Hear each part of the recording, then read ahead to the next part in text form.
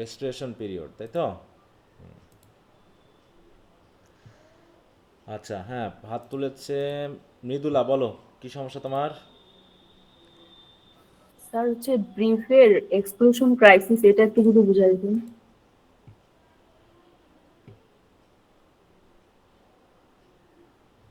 Exclusion crisis এটা কার সাথে হয়েছিল এটা?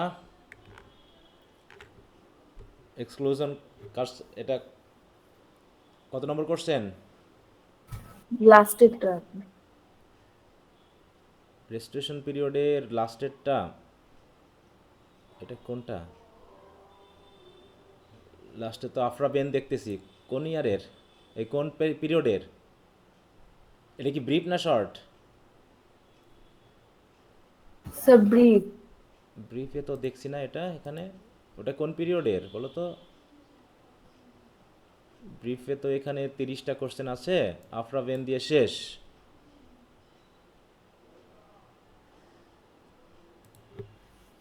আচ্ছা, তো যাই হোক, আমরা যদি কোনো প্রশ্ন থাকে আমি এখান থেকে দেখি। ওটা এখানে দেওয়া হয়নি কেন আমি বুঝলাম না, মানে এটা কি অন্য ইয়াতে দেওয়া হয়েছে না তুমি কোথা থেকে পাইলে এটা বলো তো? আমরা তো স্যার ইয়ে তো দেখছি ব্রিফ না। থেকে তো পাইছি। ব্রিফে তো আমার এখানে দেওয়া নাই দেখছি। আমার কি মিস হয়েছে? বাকিদের কি এই ব্রিফে এখানে আছে? বাকিরা একটু দেখো তো, না কি সমস্যা হলো স্যার আমার? কোন প্রশ্নটা আবার একটু বলো তো, কে জানি বললা? Exclusion crisis.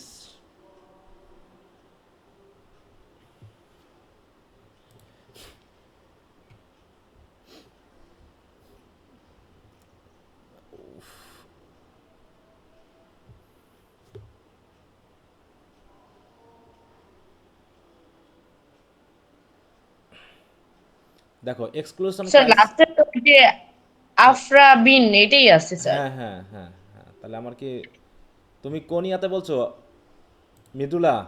কোন পিরিয়ডে তুমি ওটা পেয়েছো? স্যার আমি তো হচ্ছে মানে আপনারটা দেখে এখানে খাতায় লিখছি, তো এখানে রেস্টোরেশন পিরিয়ড পার্ট এ লেখা দেখি। স্টেশন পিরিয়ড এখানে তো আমি দেখছি না। আচ্ছা একটু বুঝাই দেন আচ্ছা, পরে এটা সমস্যা দেখুন। নেই, এটা তো ক্লাসে আলোচনা করাই হয়েছিল এর আগে মনে হয়, নাকি জানি স্যার না, মিস গেছে। স্যার ওই প্রশ্ন ছাড়া আবার প্রশ্ন লিখে তারপর উত্তর লেখা না, ওইখানে স্যার 31 নাম্বার দিয়ে লেখা আছে। মানে নিচে জি স্যার, একদম লাস্টে। কোশ্চেনটা দেওয়া, আচ্ছা বুঝতে পেরেছি, ওখানে তাহলে লিস্টে কোশ্চেনটা বাদ পড়ে গেছে এই জন্য। আচ্ছা, তো যাও, ওখানে আমি বুঝাই দিই, ওখানে বুঝলে বুঝতে পারবা। ইনক্লুড আর এক্সক্লুজের মধ্যে পার্থক্য কি? এক্সক্লুড মানে কি বলো তো? কোনো হ্যাঁ, কিছু বের থেকে। করা স্যার। হ্যাঁ, এক্সক্লুড মানে কি বাদ দেওয়া নাকি, কোনো কিছু থেকে বাদ বাদ দেওয়া। দেওয়া। হ্যাঁ, deny access to a place, group or privilege, বিশেষ কোনো সুবিধা থেকে কাউকে keep out, eliminate, rule out, হ্যাঁ, বাদ দিয়ে ফেলা, রিমুভ, তাই তো? তো আমরা জানি যে যখন চার্লস দ্য সেকেন্ড মোটামুটি মারা গেল, তখন কাকে সিংহাসনে আনার জন্য চেষ্টা করা হয়েছিল বলো তো? কে সিংহাসনে বসে বলে ভাবছিল রেস্টোরেশন পিরিয়ডে? James first. James the second, Charles the second sir যখন, জেমস দা সেকেন্ড। হ্যাঁ, জেমস দ্য সেকেন্ড, তাই তো? কিন্তু সে ছিল কি ক্যাথলিক, তার জন্য কি করা হলো, দেখো তাকেও বাদ দেওয়া হলো।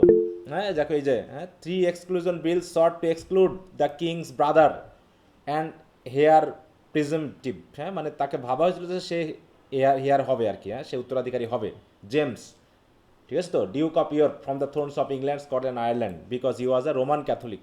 হ্যাঁ, রোমান ক্যাথলিক বলে তাকে কি করা হচ্ছিল, এই ক্রাইসিস থেকে তাকে, মানে কি বলবো, এই সিংহাসন থেকে তাকে বার করা হলো, হ্যাঁ, তাকে বাদ দেওয়া হলো, এটাকেই এক্সক্লুশন ক্রাইসিস বলা হয়, বুঝতে পেরেছো?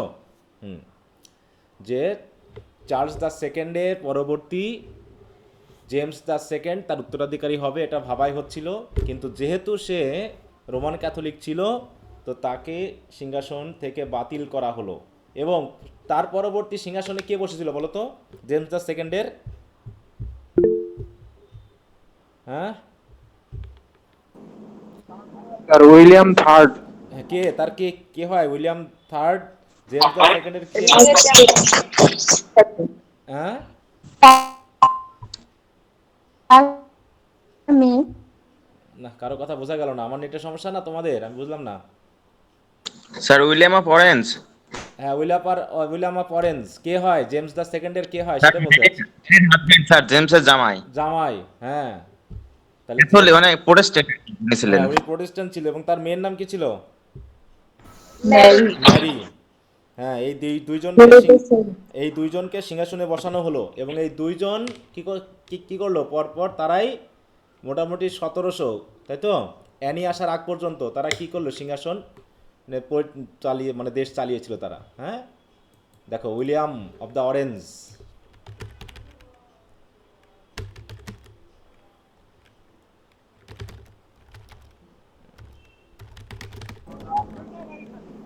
দেখো William of orange former king, এই যে এটা, ঠিক আছে তো? স্যার অরেঞ্জ তো একটা গোষ্ঠী তাই না? হ্যাঁ, গোষ্ঠী, হ্যাঁ। উইলিয়াম অফ অরেঞ্জ, তাকে কি বলা হয়? উইলিয়াম দ্য থার্ড বলা হচ্ছে যখন তিনি রাজা হলেন। এই যে এই, ঠিক আছে। William the third, also non an William of orange, was the sovereign Prince of orange from birth, ঠিক আছে তো? এবং তিনি হলেন কি দেখো, যে king of England and Ireland and Scotland from 1689 until his death 1702. He ruled Great Britain and Ireland with his wife Queen Mary the Second, ঠিক আছে তো? তাহলে উইলিয়াম এবং ম্যারি দুইজন মিলে সিংহাসনে, তাহলে ওই যে জেমস দ্য সেকেন্ডকে যে সিংহাসনচ্যুত করা হলো বা সিংহাসনে, তাই তো? দেখো এই জায়গায় একটু খেয়াল করো, তার প্রিডিসেসর হচ্ছে কি জেমস দ্য সেকেন্ড বা সেভেন, যেটা তিনি আগে ছিলেন। তারপর আসলো কি অ্যানি, 1702 সালে আসলো কি অ্যানি, কুইন অ্যানি। তাহলে এটাই হচ্ছে মেইনলি এক্সক্লুশন ক্রাইসিসের ব্যাপারটা, বুঝতে পেরেছো? কাকে এক্সক্লুশন করা হলো সেটাকে এখানে খেয়াল করতে হবে।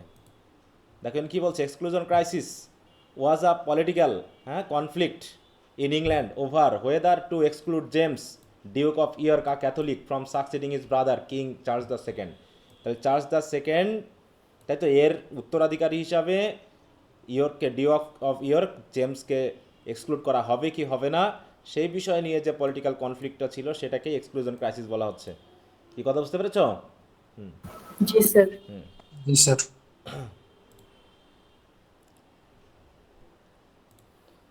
আচ্ছা, তারপর একটু দ্রুত বলবা সবাই, সমস্যা থাকলে একটু দ্রুত বলো, না হলে আমরা আমাদের পড়া শুরু করে দেবো, এটাকে চেঞ্জ করে দেবো। Sir 26, what is lampoon? Lampoon, তাই তো?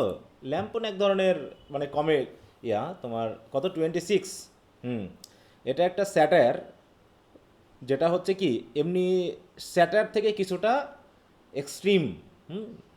মানে এমনি স্যাটায়ারে তো ইনসাল্টিং পর্যায়ে যায় না। মোটামুটি স্যাটায়ার আমরা কি পড়েছি আজ পর্যন্ত কোনো স্যাটায়ার? স্যার ডন ওয়ান। হ্যাঁ, ডন জোয়ান, তাই তো? এটা পড়েছো, হ্যাঁ।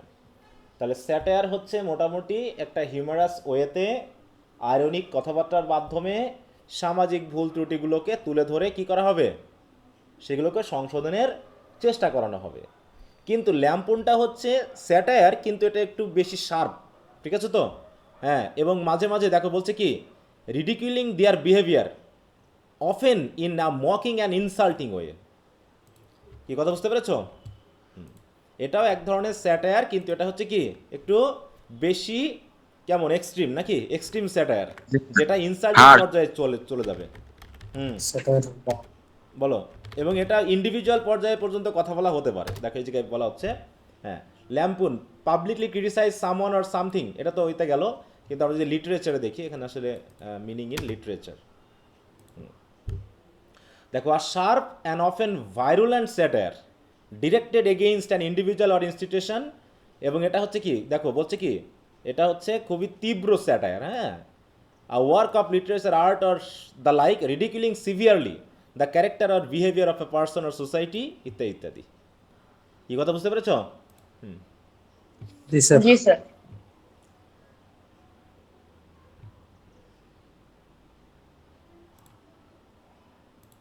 আচ্ছা, আর কেউ?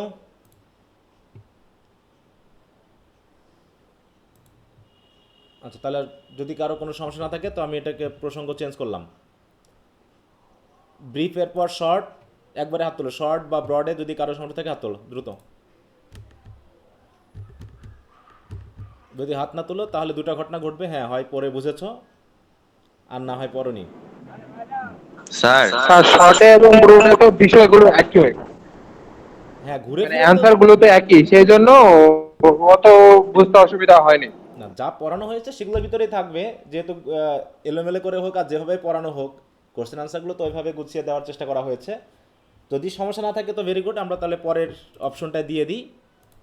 পরেরটা হচ্ছে কি, রেস্টোরেশন পিরিয়ডের পর হচ্ছে নিও ক্লাসিক্যাল পিরিয়ড নাকি?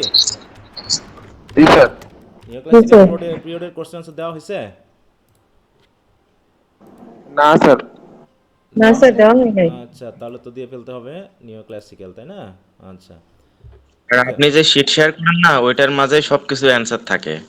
হ্যাঁ, তো ওইগুলো একটু খেয়াল রাখো, কোশ্চেনগুলো খেয়াল রাখো, আশা করি কমন পাবা। তারপরেও বিস্তারিত পড়ানো হচ্ছে যাতে এলোমেলো হলে যেন ভালো করতে পারো, হ্যাঁ। আর পুরো ক্লাসগুলো যদি ঠিকমতো করো তাহলে কোশ্চেন আনসারগুলো আশা করি দুই একটা মানে থিওরিটিক্যাল বা এরকম কিছু টার্ম বাদে সমস্যা হওয়ার কথা না, বিশেষ করে হিস্ট্রিক্যাল বা তোমার যে লিটারারি বিষয়গুলো আছে আশা করি বুঝতে সমস্যা হবে না। তারপরও যদি সমস্যা থাকে সেটা তো আছেই।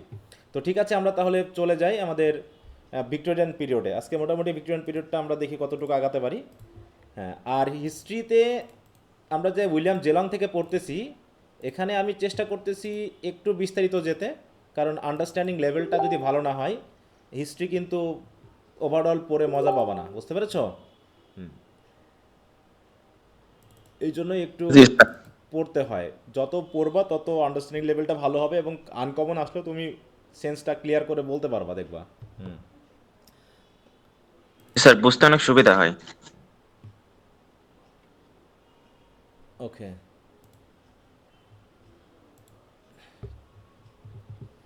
আচ্ছা, আমরা কতদূর পড়েছিলাম বলো তো? এটার মনে হয় প্রথম, স্যার রবার্ট ব্রাউনিং আজকে শুরু হবে। আচ্ছা, আলফ্রেড টেনিসন আমরা পড়েছিলাম তার ইন মেমোরিয়াম, তাই তো?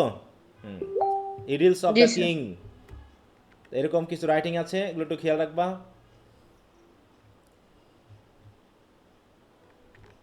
ওয়ার্কস তো গেল, আমরা রবার্ট ব্রাউনিংকে দেখি। Sir in memoriam A double A যেটা লিখে রাখছে ওইটা কি হচ্ছে ও কারোর উদ্দেশ্যে লিখছিল? হ্যাঁ হ্যাঁ হ্যাঁ, ওটা একটা এলিজি, ঠিক আছে? স্যার তার বন্ধু উদ্দেশ্যটা, সে মারা গেছিল। হ্যাঁ, তার বন্ধু। হুম, এটাই হচ্ছে সেই রাইটিং যেটা ফার্স্ট ইয়ারে বলছিলেন। বললাম। ফার্স্ট ইয়ারে বলেছিলাম, এটা তো এটা না, এটা তো অ্যাডোনাইস বলেছিলাম না, জন কিটসের বিরুদ্ধে লেখা, ইয়াতে লেখা, শেলির অ্যাডোনাইস। আমরা তো এখনো পড়ি নাই রোমান্টিক পোয়েট্রি, পড়ছি? না, এই যে মানে এই আলফ্রেড টেনিসনের আপনার ওর ফ্রেন্ডের জন্য একটা রাইটিং করছিল, এটা আপনি একটা হিস্টোরিক্যাল একটা ব্যাকগ্রাউন্ড ডিটেইলস দিয়েছিলেন ও ফার্স্ট ইয়ারে, আচ্ছা বলছিলেন যে এটা বাদে ওর একটা আছে রাইটিং। আচ্ছা, হতে পারে, আমার ঠিক খেয়াল নাই কি বলেছিলাম। ওকে, যে ওর বিষয়টা বলেছিলাম কিনা। তো যাই হোক, রবার্ট ব্রাউনিং আমরা জানি, তাকে কি হিসাবে চিনি আমরা বলো তো? মেনলি তাকে আমরা কি হিসাবে চিনি? ড্রামাটিক মনোলগের, হ্যাঁ, আমরা বলি না জনক নাকি? জনক। জি স্যার। হ্যাঁ, দেখো, who is the father of dramatic monologue, তাই তো?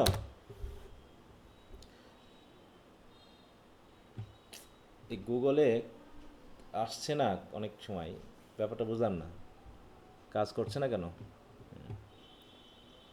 তাহলে তো হিস্ট্রি পড়াতে সমস্যা হয়ে যাবে। গুগলের কি সমস্যা? স্যার আপনার এই গুগলে সার্চ দিলে সব আসে স্যার, আমি গুগলে সার্চ দিলে কি ফ্রি আসতে চায় না। তাই? তাহলে তো সমস্যা। আজকে আমার জি গুগলের আবার স্যার। কি হলো? আচ্ছা, তো যাই হোক, গুগলের মনে একটু মাথা খারাপ হয়েছে, ক্ষুধা লাগছে, খেয়ে টেয়ে নিক, আমরা একটু দেখিয়ে দিকে। তাহলে রবার্ট ব্রাউনিং, আমরা একটা কবিতা পড়েছি ফার্স্ট ইয়ারে রবার্ট ব্রাউনিংয়ের, কি ছিল সেটা? প্যাট্রিয়ট। প্যাট্রিয়ট। ট্রিয়ট, তাই তো? ওটা কি ধরনের রাইটিং ছিল, কি ধরনের কবিতা ছিল? Dramatic monologue. ড্রামাটিক মনোলগ, তাই না? হ্যাঁ, আমরা তার লাইভটা পড়বো না, তার লাইভটাই পড়বো না, আমরা সরাসরি তার ওয়ার্কসে চলে যাব, কারণ ওই ওয়ার্কসে এই কথাগুলো আবার বলা আছে, ও বিভিন্ন রাইটিংয়ের নাম টাম আছে। দেখো, at a glance even the titles which Browning gave to his best known volumes, dramatic lyrics, হ্যাঁ, ড্রামাটিক লিরিক্স বা dramatic romances or lyrics, men and women, dramatic personae, ইত্যাদি ইত্যাদি, আমরা যদি নামগুলো দেখি তাতে আমরা বুঝতে পারবো will suggest how strong the dramatic element in all his work. তাহলে তিনি যেহেতু তার প্রত্যেকটা রাইটিংয়ের সাথে একটা ড্রামাটিক শব্দটা আছে, তার মানে তার পয়েমগুলো বা তার রাইটিংগুলো একটু কিছুটা ড্রামাটিক টাইপের, হ্যাঁ। তাই বলছে indeed all his poems may be divided into 3 classes.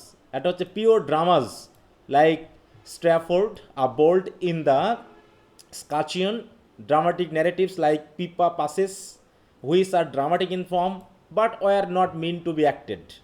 মানে এগুলো অ্যাক্ট করার জন্য না, এগুলো পড়ার জন্য। এগুলো ড্রামাটিক বাট নট ড্রামা, ঠিক আছে তো? ড্রামা আর ড্রামাটিক দুটো আলাদা সেন্স।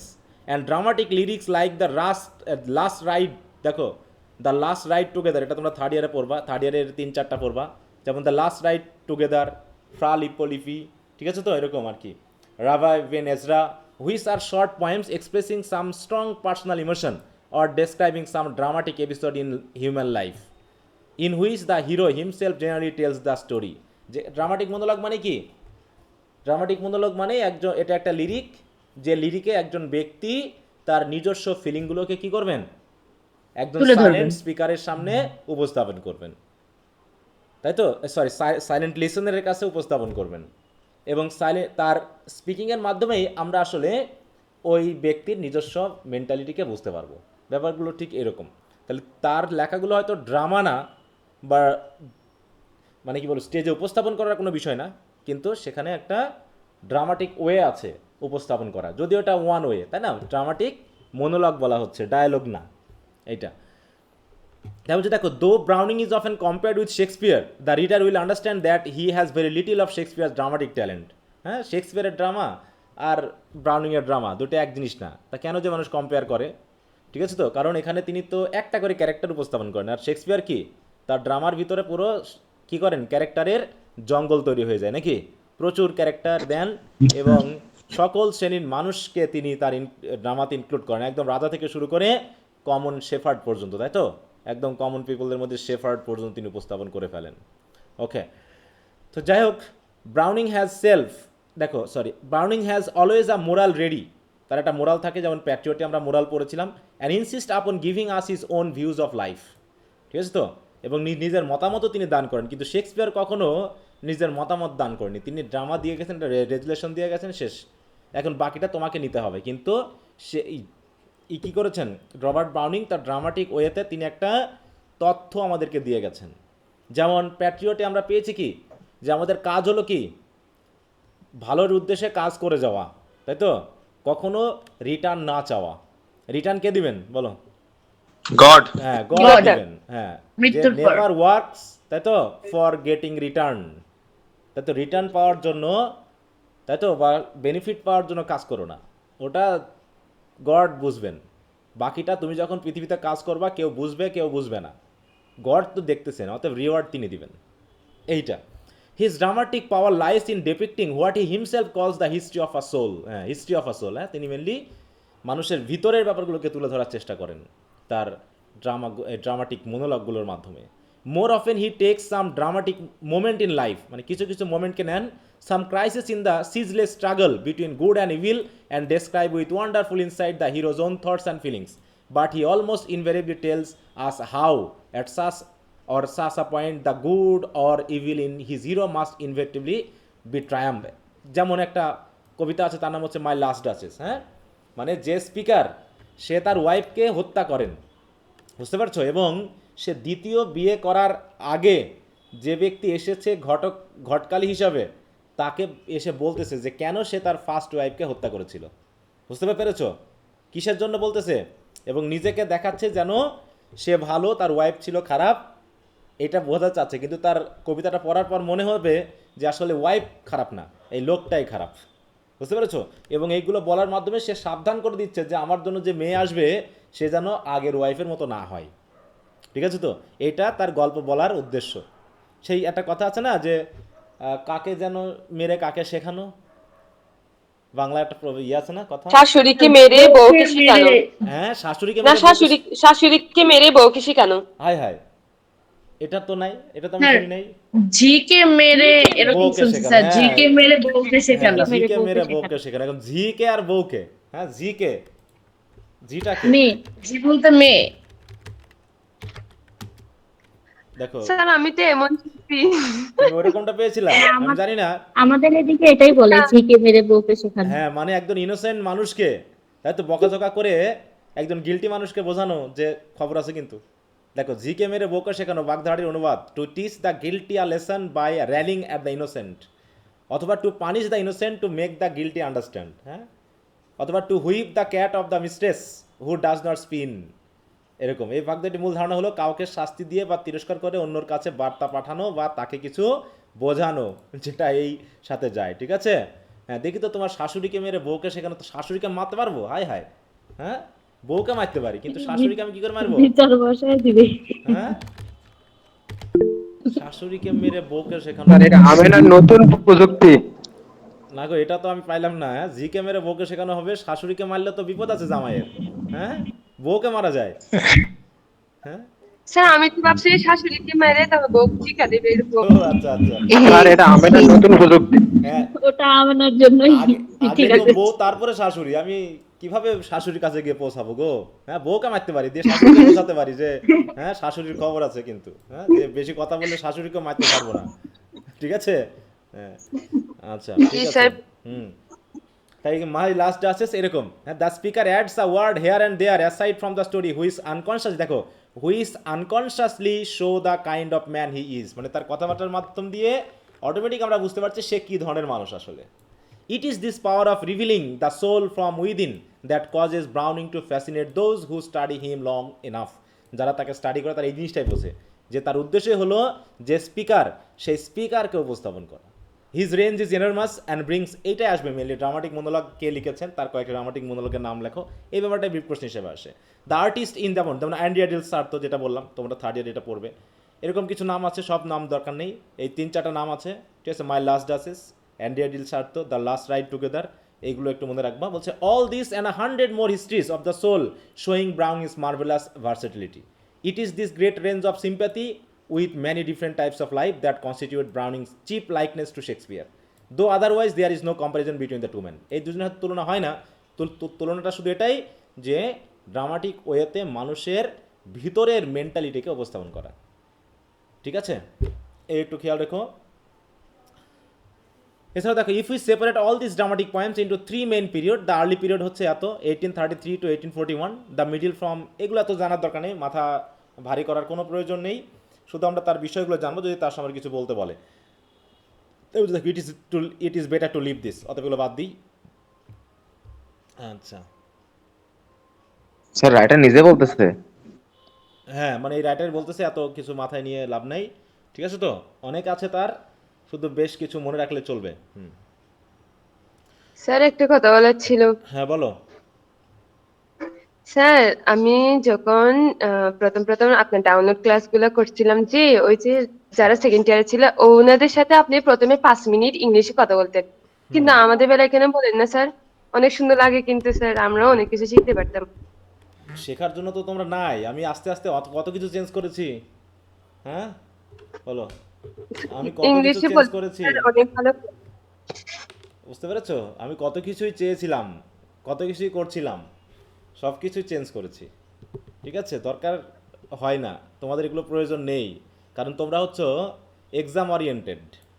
হ্যাঁ, লার্ন করার ইচ্ছা তোমাদের খুব কমই আছে, এই জন্য ওগুলো দিয়ে আর সময় নষ্ট করছি না। কারণ যার শেখার সে এমনি শিখবে, যার শেখার না তাকে ধরে মারে নিয়ে এসেও ও গিলাই দিলেও শিখবে না। হ্যাঁ, যে ছেলেমেয়েরা টাকা দিয়ে ক্লাস করে না, ঠিক আছে, তো বছর শেষে শুধু টাকায় দিয়েছে, তাদের আর কি বলবো বলো? অতএব ওগুলো প্রসঙ্গ বাদ দাও, ওগুলো এখন আমি আর রাগ করি না। দেখছো না আমি এখন কি রাগ ঝাল করি তোমাদের উপরে খুব একটা? বলো। হ্যাঁ, না, আগে স্যার। প্রতি সপ্তাহে আমরা রাগ করতাম, এখন আমি বুঝেই নিয়েছি যে তোমাদের উপর রাগ করা মানে নিজের মানে আয়ু কমানো। ঠিক আছে? তো নিজের মাথা গরম হওয়া, নিজের সমস্যা তৈরি করা, এইগুলো। অতএব যার পড়ার সে এমনি পড়বেই। অতএব আমি আমার মতো সর্বোচ্চটা দিয়ে যাচ্ছি, বাকিটা তোমরা যে যতটুকু নিতে পারবা তোমরা নিতে পারো। হুম, এখন স্যার আমার কিছু এটা বলার নেই। সত্যি যে আপনি অনেক খাটেন আমাদের জন্য, হুম, স্যার এটা সত্যি। চেষ্টা করি, এখন জানি না কতটুকু খাটার দরকার ছিল, কতটুকু পারছি, কারণ আমার টাকা পয়সার ব্যাপার থাকলে বুকটা কেঁপে ওঠে, বুঝতে পারছো? কারণ এটা মনে করি যে অপরাধের টাকা ঢুকলেই আমার লাইফটা শেষ হয়ে যাবে, সব শেষ হয়ে যাবে। এখন আমি জানি না, আমার মাঝে মাঝে আমি তো টিউশনি বাদ দিব, এমনটা বলি তোমাদের ম্যাডামকে মাঝে মাঝে যে আমি টিউশনি বাদ দিব। আবার মাঝে মাঝে ভাবি যে তুমি যদি টিউশনই বাদ দাও তোমার তো মাথা খারাপ হয়ে যাবে আর একটা কারণে, যে তুমি তোমার কোনো কাজ থাকবে না। ঠিক আছে, কারণ আমার ওই কোথাও যদি 1 ঘন্টা আমি একটা না একা বসে থাকি আমার মাথা পুরো ব্যথা করে, কারণ মনে হয় যেন ব্যস্ততা না থাকলে আমার ভালো লাগে না। হ্যাঁ, এই জন্য দেখাচ্ছে যে এই পড়ানো, সময় একটু ব্যয় করা, আর কি বলবো, যেহেতু কলেজে ক্লাস হয় না, নিজের এক্সপিরিয়েন্সটা যদি এইভাবে নষ্ট হয়ে যায় তাহলে এগুলো আর ভালো লাগবে না, পারে এত আলসেমি হয়ে যাবে যে পরবর্তী যদি ট্রান্সফার করে অন্য কোনো কলেজেও দেয় সেখানে আর পড়াতে ভালো লাগবে না। বুঝতে পেরেছো? এই মানে পেশাগত ব্যাপারটার সাথে লিঙ্ক লাগিয়ে এগুলো করা। তাছাড়া আমি অনেক কিছুই আহ, চেষ্টা করেছিলাম, তোমাদের জন্য হয়নি, যেগুলো হলে ভালো হতো। কারণ শেষ পর্যন্ত বললামই তো, বাছাই করতে করতে করতে করতে খুব কম স্টুডেন্টই পাওয়া যায় যেগুলো আসলে শেষ পর্যন্ত ওগুলো দিয়ে কাজ হয় না। হ্যাঁ, তো যাই হোক ওগুলো কথা না বলি, আমরা একটু চলে আসি। তো দেখো বলছে হোয়াট টু রিড, তাহলে তার কবিতার আমরা কি কি পড়তে পারি বা কি কি পড়বো। হুম, এখানে অনেকগুলো কবিতার কথা বলা হয়েছে, এই কবিতাগুলো এত দরকার নেই। বিশেষ করে দেখো হচ্ছে আমরা যে কয়টা কবিতার নাম পেয়েছি সেগুলো আমরা পড়ে ফেলেছি। হ্যাঁ, আর তার মূল উদ্দেশ্য যেটা সেটাও আমরা বুঝে ফেলেছি, যে প্রত্যেকটা পয়েমের উদ্দেশ্যই হলো কি করা, যে একজন স্পিকারের মাধ্যমে কোনো একটা সিচুয়েশন ক্রিয়েট করা, স্টোরি ক্রিয়েট করা, সেই স্টোরিটা হয়তো স্পিকার বলে যাবে এবং এই স্টোরির মাধ্যম দিয়ে ওই স্পিকারের ইনার সাইডটাকে আমরা বুঝতে পারবো, রিজাল্টটা অটোমেটিক বুঝতে পারবো। অতএব দেখো অ্যামং ব্রাউনিংস ড্রামাটিক সোল, দেখো soul studies there is also a very wide choice. দেখো অ্যান্ড্রিয়া ডিল সার্তো, যেটা আগে তোমাদের নাম বলেছিলাম, হ্যাঁ, সেটা হচ্ছে কি one of the best, revealing at it does the strength and weakness of the perfect painter. মানে এখানে দেখানো হচ্ছে যে একজন বিবাহিত পুরুষ, বুঝতে পারছো, যে তার স্ত্রীকে মানে কি খুশি করার জন্য সব কিছু করতে পারে, কিন্তু তার স্ত্রী যদি কোনোভাবে তার প্রতি মানে কি বলবো সে প্যাশন বা ভালোবাসা না দেখায়, তাহলে সে যত বেশি পারফেক্ট মানুষ হোক না কেন সে তার পারফেক্টনেসটাকে তুলে ধরতে পারে না। বুঝতে পেরেছো? এটা পড়বা থার্ড ইয়ারে। তারপর হচ্ছে whose souls for a souls, দেখো soulless women with a pretty face, দেখো তার ফেসটা হয়তো সুন্দর, তাহলে প্রেটি ফেস কিন্তু সোললেস উইমেন, তার জন্য কি হলো sad in his life and hampers his best work. বুঝতে পারছো? এছাড়াও দেখো next importance to Andrea stands an epistle reciting the, দেখো এক্সপিরিয়েন্স অফ বলছে কি Karshish an Arab physician which is one of the best examples of Browning peculiar method of presenting the truth, মানে ট্রুথকে কীভাবে প্রেজেন্ট করা যায়। ঠিক আছে, তো সেখানে তিনি half scoffing half earnest and wholly bewildered state of oriental scientist mind is clearly indicated between the lines of his letter to his old master. মানে একজন মানুষ কতটা কি, মানে সে একজন সায়েন্টিস্ট কিন্তু মেন্টালি সে ডিপ্রেসড। ঠিক আছে, তো কীভাবে সে তার গল্পগুলো বলার মাধ্যমে বুঝিয়েছে যে তার মধ্যে যে আর্নেসনেস ছিল সেগুলো কীভাবে আস্তে আস্তে শেষ হয়ে যায়। ঠিক ওইটা যেমনটা আমি তো তোমাদেরকে বললাম যে আমি যেভাবে শুরুটা করেছিলাম, ঠিক আছে, সেইভাবে আসলে আমি আর এখন বর্তমানে দিতে পারছি না তোমাদেরকে, কারণ এখানে অনেকগুলো ব্যাপার রয়েছে। তোমাদের কিছু কিছু স্টুডেন্টের চালাকি রয়েছে, কিছু কিছু স্টুডেন্টের ফাঁকিবাজি রয়েছে। ঠিক আছে, তো তারপরে আমি যখন কোনো কিছু একটু মানে কি বিষয়টা, যেমন তোমাদের রাইটিং ব্যাচটা নিয়ে, তো তোমরা তো এখানে আছো, এখন রাইটিং ব্যাচটা হয়তো বাদ দিতে চাচ্ছিলাম, তো তোমরা বেশ কয়েকজন বলেছো। সেখানে কত স্টুডেন্ট আছে বলো তো রাইটিং ব্যাচে টোটাল, বলতে পারবা? 113 জন। হ্যাঁ, দেখো এটা আমি খুব আগ্রহ নিয়ে শুরু করেছিলাম যে যদি একটা ব্যাচ আমরা ফুলি, এবং আমি পরে স্টুডেন্ট যুক্তও করি নাই, মানে আমি ভেবেছিলাম যে 60 থেকে 70 জন করব, কিন্তু যুক্ত হতে হতে অনুরোধ করতে করতে 117 জনের চলে গেছে স্টুডেন্ট সংখ্যা, কিন্তু ক্লাস করে হয়তো এই 17 জন। বুঝতে পেরেছ? ক্লাস করে হয়তো এই 17 জন, বাকি 100 জন করে না। তাহলে আমার কাছে মনে হলো এই 100 জনের টাকাটা আমার কাছে খুব জ্বালা সৃষ্টি করে। বুঝতে পেরেছ? এই 100 জনের টাকা আমার জন্য খুব জ্বালা সৃষ্টি করে। অতএব আমি কোনো শর্টকাট কিছু পছন্দ করি না, আমি টাকা নিয়ে যাতে সেই পরিমাণ পরিশ্রমটা করে তোমাদেরকে দিতে পারি। তারপরে আমার কাছে মনে হয় যেন ফাঁকিবাজি কিছু হয়ে যেতেও পারে আমার দিক থেকে। এখন বাকিটা এই যে বিষয়গুলো, এই জন্য আমি অনেক কিছুই আস্তে আস্তে করেছি যে অত দরকার নেই, পড়ার ব্যাপারটা হচ্ছে এইটুকু একটা, কারণ রাইটিংয়ের তো কোনো এন্ড নেই, কিন্তু তোমাদের এই একাডেমিক লেভেলে একটা এন্ড আছে, মাস চলে যাবে, সময় চলে যাবে, পরীক্ষা আসবে, দিয়ে দিব। আশা করি তোমরা প্রস্তুতি নিবা, নিয়ে তোমাদের মতো করে তোমরা পড়বা, আমার মতো আমি দিয়ে যাব। একটা ভালো রেজাল্ট করার জন্য যে পরিমাণ পরিশ্রম করা লাগে সেগুলো করার মতো পরিস্থিতি আমি তৈরি করে যাব। এখন বাকিটা তোমাদেরকে করতে হবে। ঠিক আছে, তো যাই হোক, তাই বলছে যে একজন মানুষের যে আর্নেসনেস সেটা পরিস্থিতি বুঝে কিন্তু আস্তে আস্তে নষ্ট হয়ে যায়। হ্যাঁ, মনে করো তুমি তোমার ছোট ভাই বা তোমার বললাম কি তোমার বোন বা কারো প্রতি তোমার একটা ইচ্ছা থাকে, একটা আগ্রহ থাকে, সেই আগ্রহটা আস্তে আস্তে শেষ হয়ে যায় কখন? যখন দেখবা যে তার দিক থেকে আগ্রহটা মোটেও আসছে না। ঠিক আছে? তারপর হচ্ছে হিজ ডেসক্রিপশন অফ লাজারাস, এছাড়া Lazarus whom he meets by chance, one of the state of mind of one who has seen the glories of immortality, হ্যাঁ, must live again in the midst of jumble of trivial and stupendous things. মানে এখানে তো আমরা তোমার ওই যে বলেছিলাম, যেটা টিথোনাস বলেছিলাম, তাই না? টিথোনাস হচ্ছে তোমার আলফ্রেড টেনিসনের। ওখানে এরকম মানে এই দুইজনকেই আমরা যদি স্টাডি করি তাহলে বুঝতে পারবো যে মানুষের মেন্টাল ব্যাপারগুলো কীভাবে তুলে ধরা হয়েছে। বিশেষ করে দেখো, my last duchess is a short but very keen analysis of the soul of a selfish man. এই যে বললাম, হ্যাঁ, who reveals his character unconsciously by his words of praise concerning his dead wife's picture. হ্যাঁ, এছাড়াও দেখো রয়েছে in the bishop orders his tomb we have another extraordinary interesting revelation of the mind of a vain and worldly man, this time a churchman. কারণ কি এটা একটু পড়তে হচ্ছে, এই কারণে যে ভিক্টোরিয়ান এজ মানেই অধিকাংশ কবিদের কি স্টাইলই হচ্ছে ড্রামাটিক মোনোলগ। যেমন রোমান্টিক এজের অধিকাংশ রাইটারদের কি রাইটিংয়ের স্টাইল কি, ওদের পয়েমগুলো লিরিক পয়েম, সাবজেক্টিভিটি। হ্যাঁ, ওদের সবার কি লিরিক পয়েম, তাই না? শেক্সপিয়ার, জি স্যার। ওয়ার্ডসওয়ার্থ, জন কিটস, এগুলো হচ্ছে সব লিরিক পয়েম। তারপর হচ্ছে যদি আমরা একটু এলিজাবেথান এজে যাই, ওখানে এপিক ছিল এবং কি তোমার লিরিকও ছিল, সাথে ছিল সনেট, বেশ কয়েকজন সনেট লিখছেন। তারপর হচ্ছে যদি আমরা নিও ক্লাসিক্যাল এজে যাই, ওখানে দেখবো কি satire poem, epic, mock epic লিখছেন আলেকজান্ডার, তার সাথে অধিকাংশ পয়েম হচ্ছে কি স্যাটারিক পয়েম। তো এরকম এক একটা এজের, যেমন আবার যদি ড্রামার দিক থেকে ধরি, আমরা যদি দেখি comedy of manners, comedy of humours, এই এজগুলোতে আমরা পাচ্ছি। তার আগে আমরা পাচ্ছি ট্র্যাজেডি, কমেডি, তাই না? তারপর হচ্ছে তোমার যে পিরিটান এজে আমরা যেগুলো পাইলাম, বিশেষ করে মানে ড্রামাটিক ড্রামা আর কি, যেগুলো আমরা জন মিল্টনের কয়েকটা পাচ্ছি, এপিকগুলো আমরা যেগুলো পাচ্ছি, এক একটা সময়ে কিন্তু এক এক ধরনের রাইটিং হয়েছে। হ্যাঁ, তো যাই হোক, এগুলো আর দেখছি না, আমরা বেশ কয়েকটা পয়েমের নাম পড়েছি, ওগুলো একটু খেয়াল রাখবা। হ্যাঁ,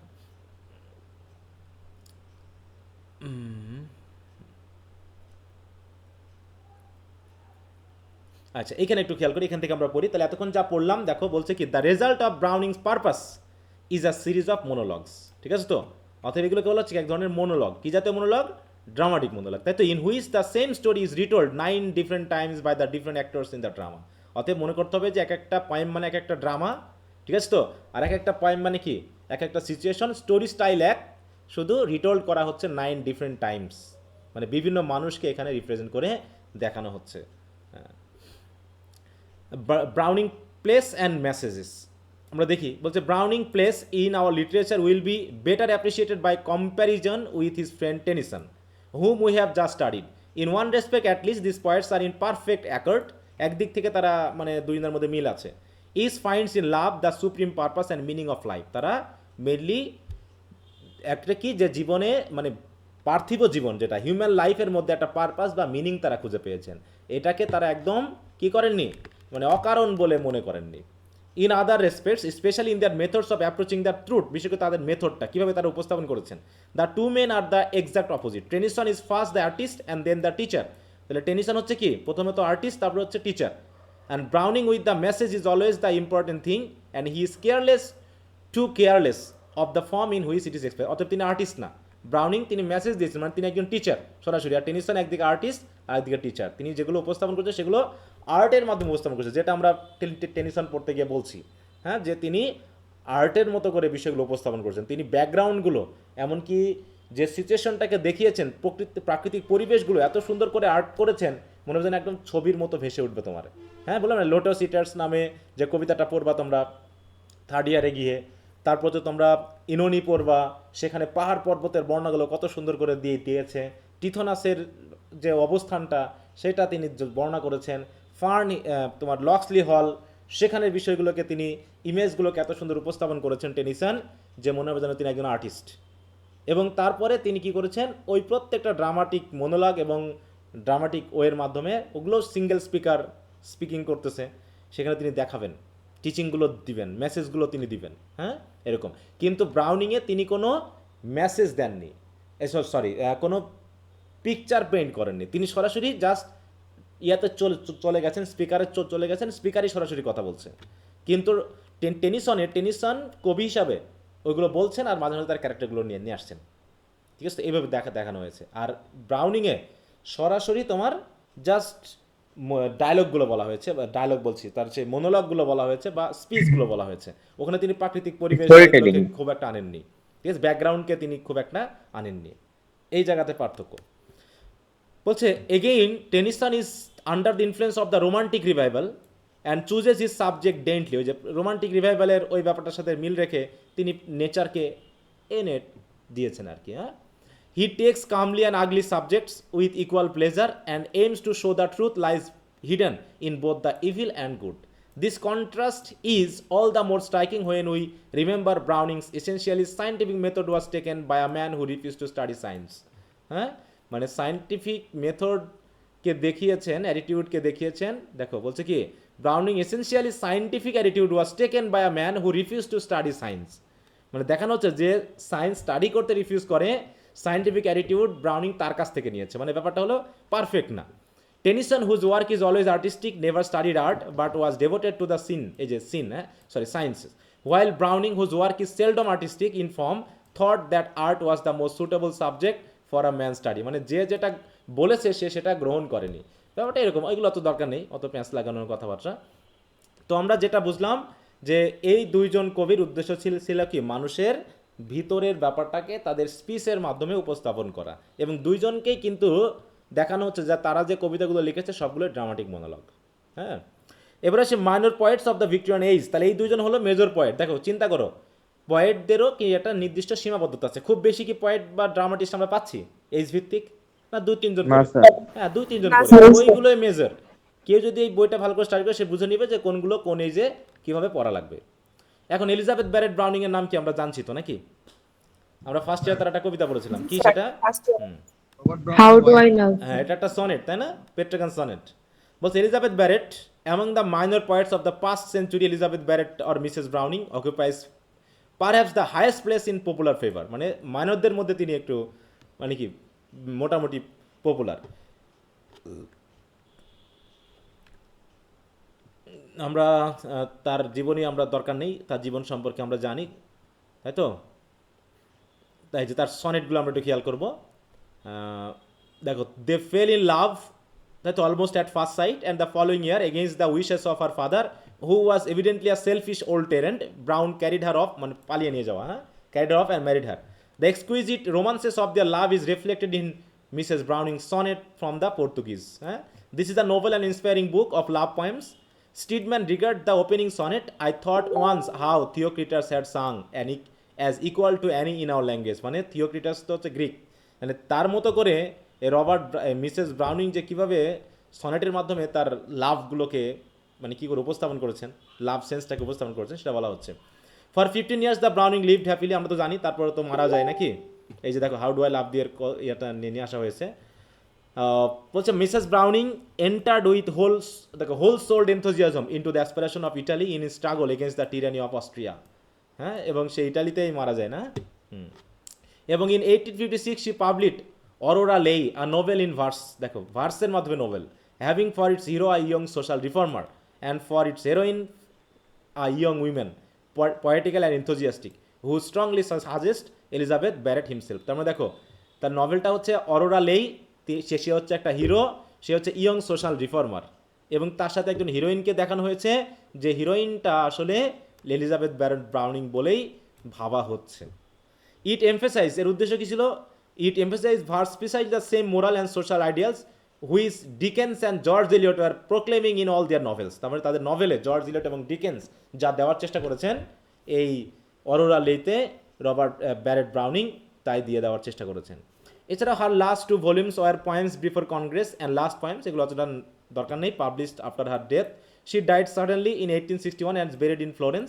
ব্রাউনিংস famous line, O lyric love, half angel and half bird may well apply to her frail life and aerial spirit. মানে তার যে একটু অসুস্থ প্রকৃতির লেডি ছিল আর কি। হ্যাঁ, এই আর তাহলে আমরা এখানে তার সনেটগুলোর কথাটা মনে রাখি, এখানে খুব একটা দেখা যায় না, তারপর একটু পরে রাখবা।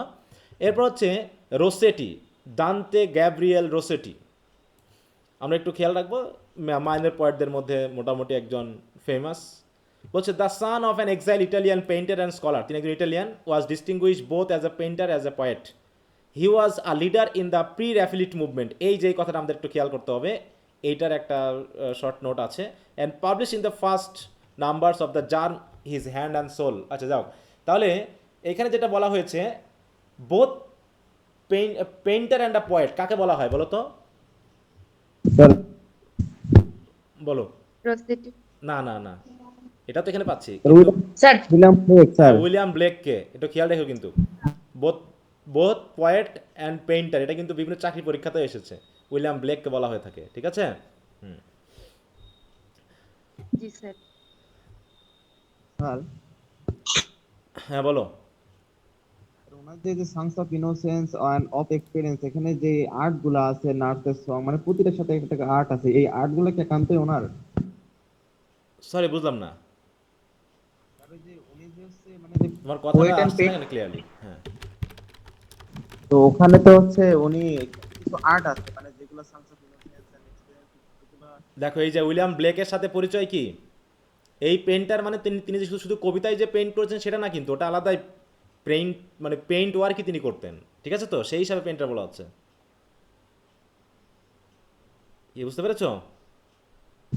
স্যার হ্যাঁ, তোমার কথাগুলো কি দেখো, English poet, painter and print maker, ঠিক আছে? এই দেখো এখানে দেখানো হচ্ছে অকুপেশন হচ্ছে পয়েট, আর পেইন্টার আলাদা এবং প্রিন্ট মেকার। প্রিন্ট মেকারে কী করতেন উনি, এই যে দেখো কত সুন্দর করে, হ্যাঁ, print maker is the process of creating art works by printing normally on a paper but also on fabric wood এবং মেটাল। তিনি কিন্তু ওই কাঠের উপর ইয়াও করতেন, খোদাই করে, ঠিক আছে তো?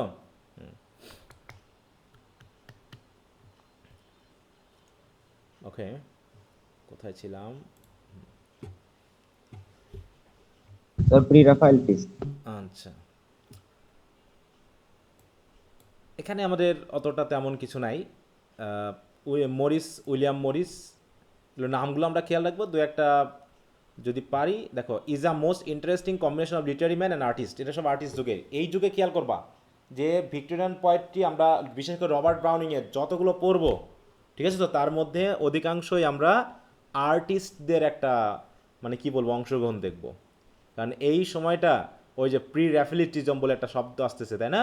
ওইটা এখানে কিন্তু বড় ধরনের ইফেক্ট ফেলেছে, এবং এটা মেনলি জড়িত হচ্ছে আর্ট এবং পেন্টিংয়ের সাথে, ঠিক আছে তো? ওটা আসবে, আমরা কিছু পরবর্তী আলোচনা করব। তাহলে মরিস বা উইলিয়াম মরিস আমরা একটু খেয়াল রাখবো। The earthly paradise is generally regarded as is masterpiece, একটু খেয়াল রাখো, ওদের লাইফ টাইপ এগুলো আমাদের অত দরকার নেই। সুইনবার্ন এগুলো আমাদের ওইভাবে দরকার নেই। সুইনবার্ন বা দেখো অ্যালজারনন, হ্যাঁ, Charles Swinburne is chronologically the last of the Victorian poets. As an artist in technique, having perfect command of all English verse forms and remarkable faculty for inventing new ইত্যাদি আমরা একটু মনে রাখার চেষ্টা করবো। দেখো এখানে বলছে দেখো Atalanta in Clydon, a beautiful lyric drama modeled on the Greek tragedy, is generally regarded as his masterpiece. এই দুই একটা করে মাস্টারপিস হিসাবে যেগুলো আছে। His poetry is always musical and like music appeals almost exclusively to the emotion. Okay. তাই বলছে দেখ, we have chosen somewhat arbitrarily this 4 writers, তাই তো? তাহলে মাইনরদের মধ্যে 4 জন রাইটার পেলাম, Mrs Browning, DG Rossetti, Morris আর Swinburne as representative of the minor points of the age, but there are many other who are worthy of study, Arthur, Hugh, Clough. এই যে একটু খেয়াল রাখো, ঠিক আছে তো?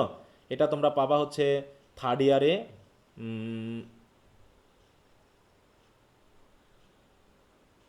ওই তোমার অ্যান্ড্রু মার্ভেল, এই যে ম্যাথিউ আর্নল্ডের, আমরা শুধু বারবার এই যে ম্যাথিউ আর্নল্ডের ফ্রেন্ড হিসাবে কিন্তু, তাই তো? ম্যাথিউ আর্নল্ডের কবিতার মধ্যে আমরা পাবো who are often call the poets of scepticism. এই দুজনের নামটা একটু খেলে, ইনি কবি হিসাবে তাকে পাবো না, কিন্তু তার রেফারেন্স থাকবে ম্যাথিউ আর্নল্ডের কবিতার ভিতরে। ওকে, তাহলে এই হলো মোটামুটি আমাদের, আমরা যে কয়জন কবির নাম পেলাম, মোটামুটি 6 জনের নাম পেলাম, তার ভিতরে মেজর হচ্ছেন 2 জন নাকি? এবং রিপ্রেজেন্টেটিভ পয়েন্ট কাকে বলা হয় ভিক্টোরিয়ান এজের representative point? Sir Lord Alfred Tennyson. Alfred Lord Tennyson বা লর্ড আলফ্রেড টেনিসন, যেটাই বলি না কেন। তারপরে পেলাম রবার্ট টেনিসন, তারপরে পেলাম রবার্ট ব্রাউনিং, মেজর। স্যার হ্যাঁ বলো। ভিক্টোরিয়ান এজের লাস্টের দিকে আর্ট ফর আর্টস থেকে কথাটাকে আমাকে আবার মনে রিউনাইট করার চেষ্টা করা হয়েছে নাকি? হ্যাঁ, ওটা পাবো আমরা। দেখো ওগুলো নিয়ে আলোচনা আসবে কিছুটা। আচ্ছা, তো আমরা নভেলিস্ট চলে আসি। এখানে আমরা 2-3 জনকে নভেলিস্ট হিসেবে পাবো। বলা হচ্ছে ভিক্টোরিয়ান এজের সবচেয়ে ডমিনেন্ট ফর্ম কি ছিল জানো? ভিক্টোরিয়ান এজের নভেল। নভেল, তাই তো? নভেল। নভেল বলছে when we consider Dickens' life and work in comparison with that of the two great poets we have been studying, the contrast is startling. Tennyson and Browning were being educated for the life of literature and shielded mostly tenderly from the hardship of world. Dickens is a poor, obscure and suffering child who was helping to support shipless family by pasting labels on দেখো blackening বোতল, হ্যাঁ, তারপর sleeping under a counter like a homeless cat. তার জীবনটা খেয়াল রাখো। তাহলে হচ্ছে যেখানে তোমার রবার্ট ব্রাউনিং বা আলফ্রেড টেনিসন মোটামুটি তার একটা ভালো জীবনযাপন করেছে, কিন্তু আমরা যাকে পাচ্ছি, তাই তো, ডিকেন্স, সে কিন্তু কি খুবই গরিব, তাই তো, খুব একটা খ্যাতনামা না, বরং suffering child. Was helping to support a shiftless family, সে একটা ফ্যামিলিকে সাপোর্ট করার চেষ্টা করছে by pasting labels on blackening বোতল, বোতলে লেভেল পেস্ট করা, তাই তো, sleeping under a counter like a homeless cat and once a week timidly approaching the big prison where is father was confined for debt. মানে ঋণের জন্য তার বাবাকে বন্দি করে রাখা হয়েছিল, সেখানে সে তার মাঝে মাঝে তার বাবার কাছে দেখতে যেত। এই ছিল তার কাজ।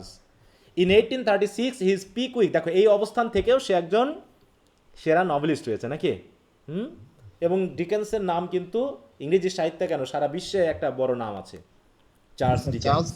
হ্যাঁ, ঠিক আছে, চার্লস ডিকেন্স।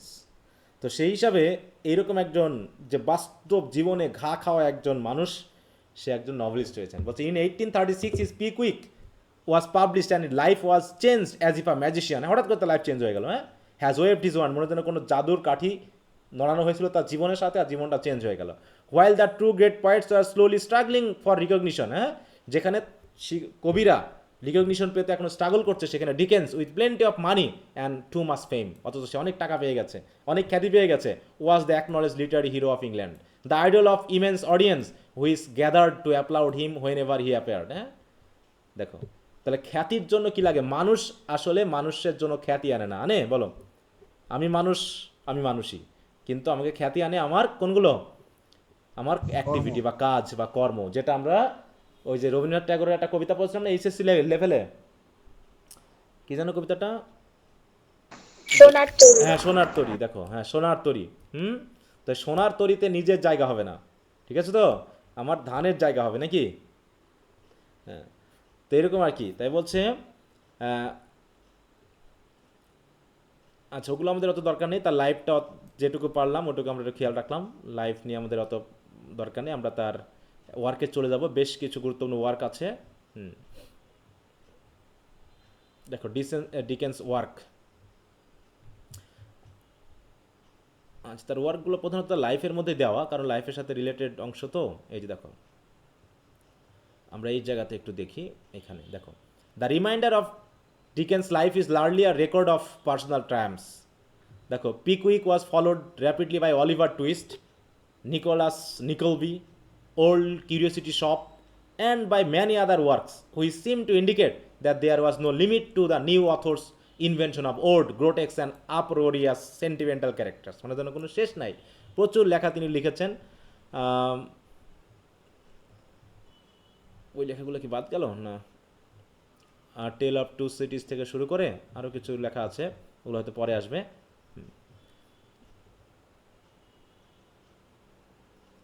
দেখো, in the interval of his novel writing he attempted several Times two edit a weekly paper, but his পাওয়ার লে ইন আদার ডিরেকশনস। হ্যাঁ, with the exception of house hold words his journalistic venture, মানে তিনি weekly পেপারের সাথে related ছিলেন, were not a mark success, মানে এটা successful হননি। Again, the actor came to the surface, and after managing a company of amateur actors successfully, Dickens began to give dramatic readings from his own work. মানে তিনি তার নিজের novel থেকে dramatic work শুরু করেন। As he was already the most popular writer in English language, these readings were very successful. তারপরে তার জীবন সম্পর্কে আমাদের দরকার নেই,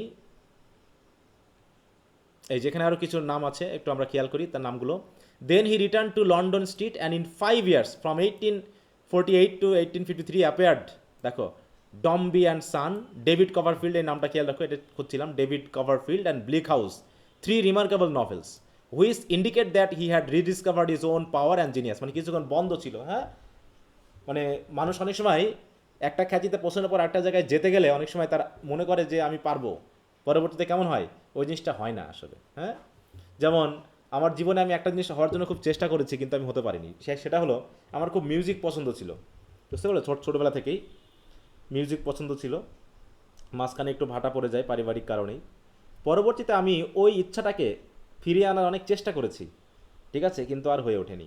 মিউজিক্যাল ইনস্ট্রুমেন্ট সবই আছে, সবগুলোই প্রায়ই আছে, কিন্তু সেই জায়গাটা স্যার আমার আপনি যাওয়া গান হয়নি। গাইতে পারেন? হ্যাঁ বললাম স্যার আপনি গান গাইতে পারেন?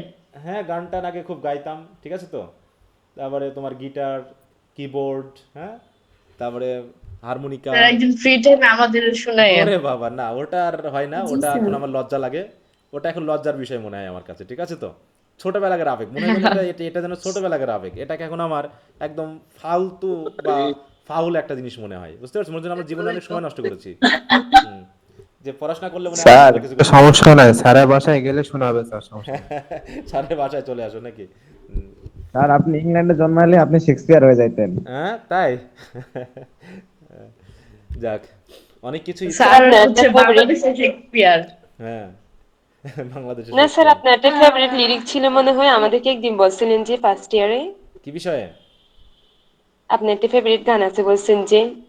সরি, তোমার কথাটা ক্লিয়ার হচ্ছে না। স্যার ডিরেক্টর হওয়া তো? বললো ও হ্যাঁ, যে আপনার ডিরেক্টর একটা হওয়া। ফেভারিট গান ছিল। হ্যাঁ হ্যাঁ, গান। জি স্যার, ফার্স্ট ইয়ারে আমাদেরকে বলেছিলেন। কি জানি মনে আপনার নাই। একটা খুব পছন্দের একটা গান আছে, হ্যাঁ, ওটা আমাদেরকে একদিন বলছিলেন। আচ্ছা ঠিক মনে পড়ছে না কি কোনটা বলেছিলাম। হ্যাঁ, আমার মেইনলি রবীন্দ্রনাথ সঙ্গীত ভালো লাগে, রবীন্দ্রসঙ্গীত, রবীন্দ্রনাথের গানগুলো ভালো লাগে। ছোটোবেলা থেকে আমি বিভিন্ন পুরস্কারও পেয়েছি।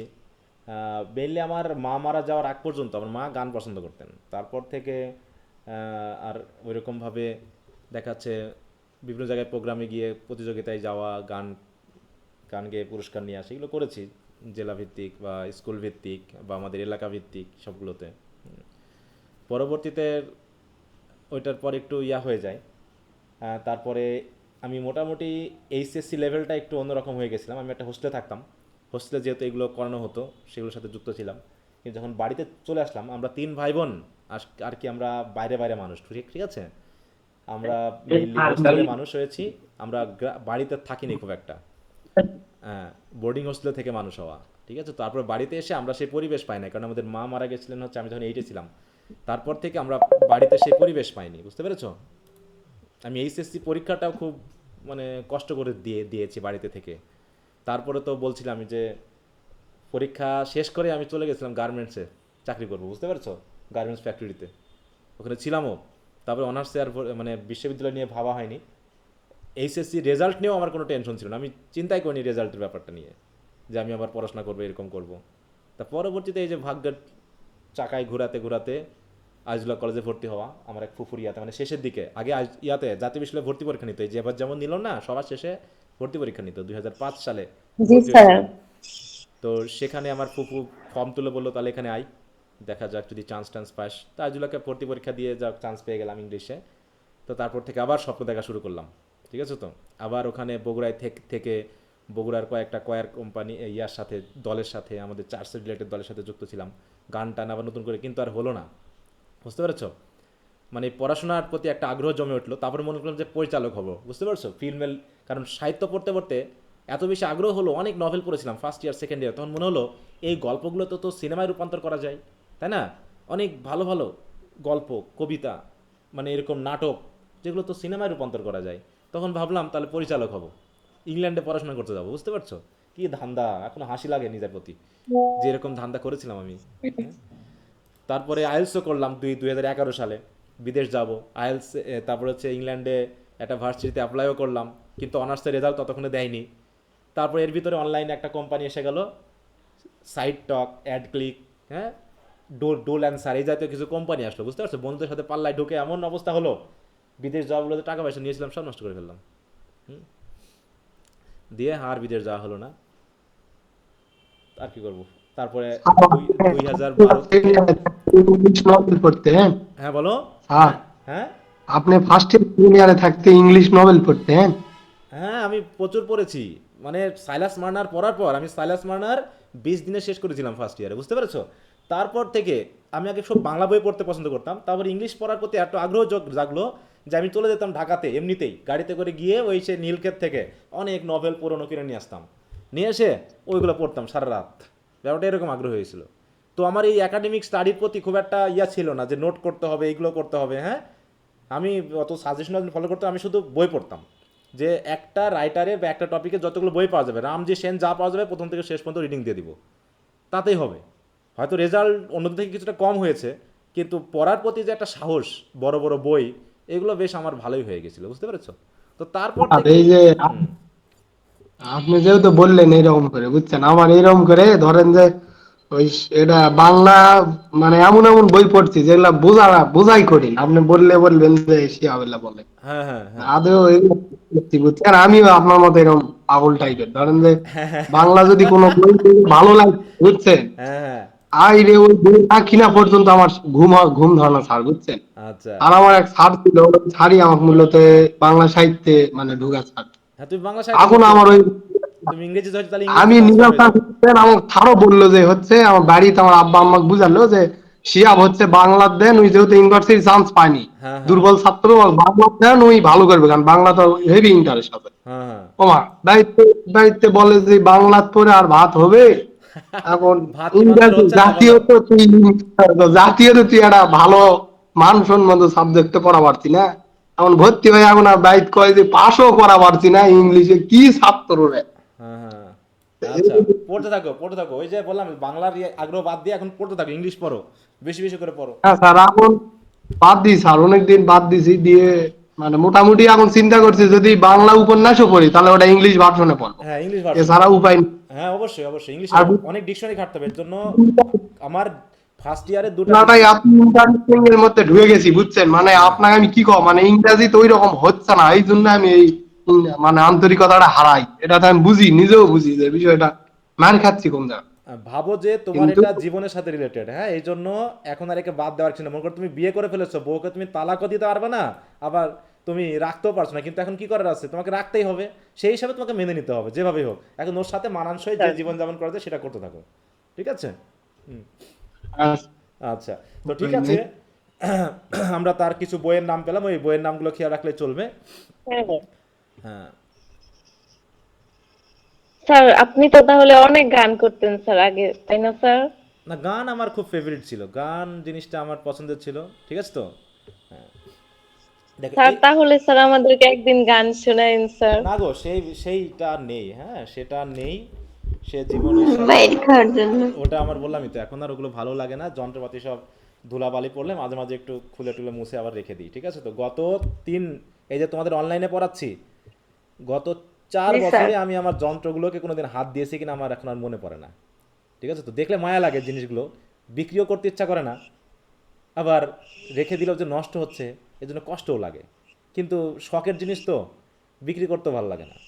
দামি জিনিস, প্রায় কয়েক লাখ টাকার জিনিস আছে এখানে, ঠিক আছে? তো কিন্তু কি করবো, ওগুলো পড়েই আছে। এখন ভাবি যে যদি ছেলে মেয়ে হতো, ঠিক আছে, তো তাদের হয়তো কাজে লাগবে কিনা জানি না, সেই অপেক্ষায় রেখে দিয়েছি।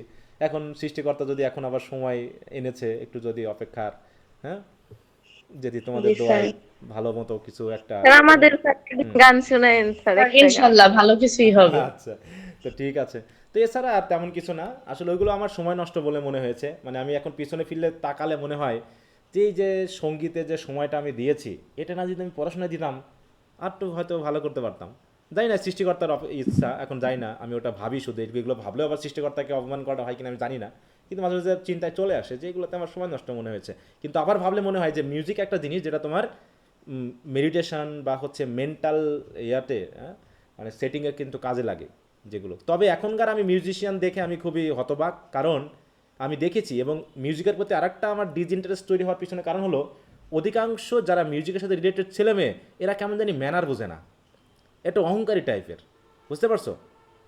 আমি এটা দেখছি, তোমরা জানি না আমার কথা ভুল হতে পারে, কিন্তু যারা মিউজিকের সাথে রিলেটেড এরা কেমন জানি একটু একটু অন্য ধরনের, যেন ম্যানার বোঝে না, আগে যা ব্যাপারটার সাথে কোনো মিলাতে পারি না। হ্যাঁ এটা যেন ম্যানার বোঝে না, একটু অহংকার টাইপের, ঠিক আছে তো, সবসময় একটা মানে প্রাউড একটা অবস্থান নিয়ে চলে, এগুলোর সাথে তো এগুলো যায় না।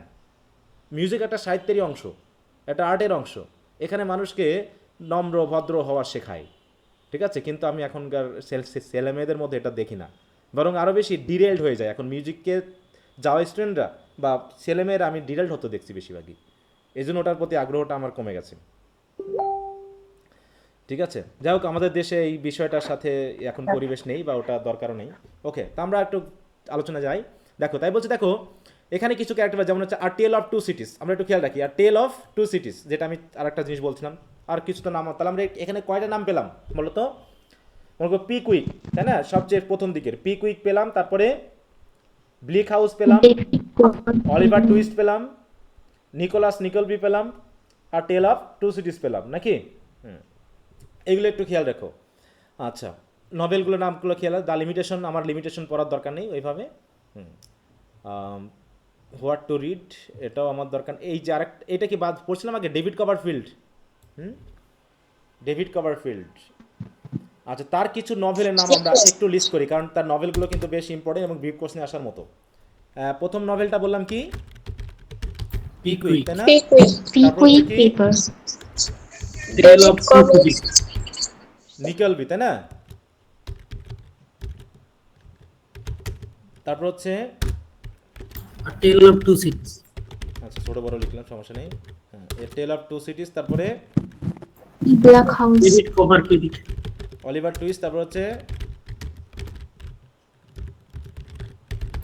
David Copperfield. এর ভিতরে সবচেয়ে, হ্যাঁ বলো। ব্ল্যাক হাউস, হ্যাঁ, ব্লিক হাউস, হ্যাঁ ব্লিক হাউস। এর ভিতরে সবচেয়ে নাম করা হচ্ছে তার এইটা,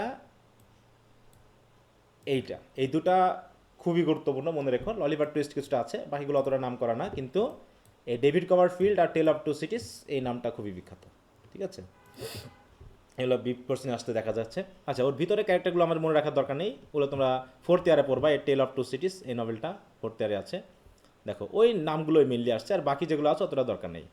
তাহলে এই হলো আমাদের, তাহলে নভেলিস্টদের মধ্যে আমার প্রথম নামটা আসছে কি? ডিকেন্স। তারপরে নেক্সট হচ্ছে কি? As the two most successful novelist of their day, তাহলে টু মোস্ট, তার মধ্যে হচ্ছে উইলিয়াম ম্যাকপিস, দেখো ম্যাকপিস বা Makepeace Thackeray. It is natural for us as it is for their personal friends and admirers to compare Dickens and Thackeray with respect to their life and work. অতএব এক্ষেত্রে their attitude toward the world in which they lived. Dickens, after a desperately hard struggle in his boyhood without friend or higher education, comes into manhood cheery, self-confident and energetic. দেখো, তাহলে আগে প্রথম লাইফটা খারাপ ছিল, পরবর্তীতে সে বেশ সুন্দর জীবনযাপন করে। অন্যদিকে থ্যাকারির কি অবস্থা? Thackeray after a boyhood spend in the best English school with money, friend, comfort, every kind, তাই না? ফেসেস, দেখো, life timidly, distrustfully and dislike the literary work which makes him famous. কিন্তু তার জীবনটা প্রথম দিকে ভালো থাকলেও শেষের দিকে একটু অন্যরকম হয়েই যায়। আচ্ছা, তার ওয়ার্কগুলো আমরা দেখবো, তার লাইফটা আমাদের খুব একটা দরকার নেই। এইখানে একটু খেয়াল করি আমরা, দেখো তার প্রথমত হচ্ছে disappointed by his failure as an illustrator, he began his literary career শুরু করেন on society for Fraser's magazine.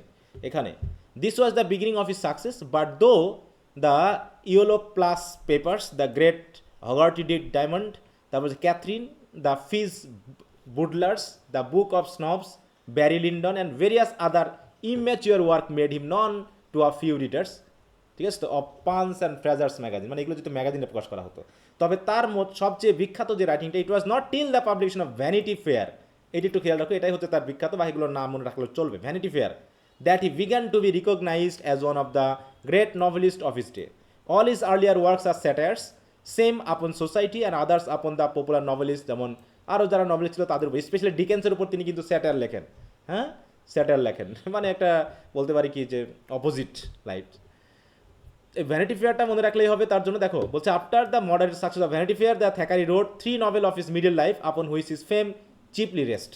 দেখো, প্যান্ডেনিস নামগুলো খুব একটা ওইরকম না, বিখ্যাত না, একটাই তার জন্য ভ্যানিটি ফেয়ারটা তাকে খ্যাতি এনে দিয়েছে আর কি, Henry Esmond and the Newcomes. এগুলো মনে রাখলেও চলবে, অতটা খুব একটা গুরুত্বপূর্ণ না। এই তো মোটামুটি তার যে খ্যাতির অংশ সেটা।